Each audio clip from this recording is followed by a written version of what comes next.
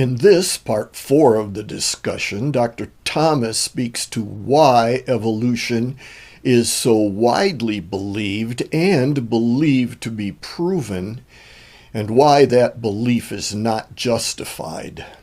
Why? What would motivate these folks to come up with this soulless hominid view? I mean, they're doing it for some reason, right? Are they following some line of data to reach this conclusion?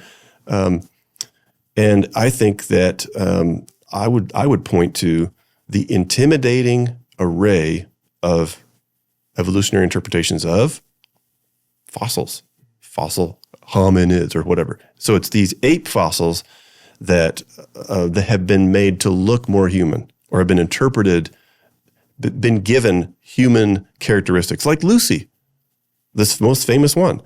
But when I saw Lucy on display, in many of the museums, you see Lucy has been modeled by a paleo artist to have what? Human feet. Well, that was an old view that has been refuted by new data. They had hands for feet, just like modern apes. But when you see it at the museum, you go, oh, they're walking with human feet, human knees, where our knees point forward. Apes' knees always point out. Human, until you get to the head, and it's a very ape-like head. So, and that is fiction, but it gets driven into our imaginations and into our minds so much so that we think we just feel so intimidated. All this evidence, you just can't deny all this evidence that shows that some of these apes were very human-like, and some of these humans were very ape-like.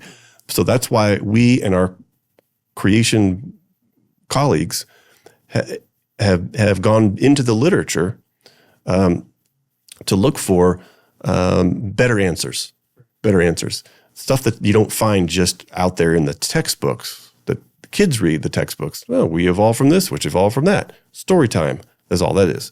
But if you look at the literature, what you find is one guy says, yeah, this is very ape-like. Another guy says, no, it wasn't. One gal says, this is our ancestor. Another gal says, not at all. It's an evolutionary dead end. We should feel zero compulsion from these flip-flop, disagreeing, evolutionary paleo people.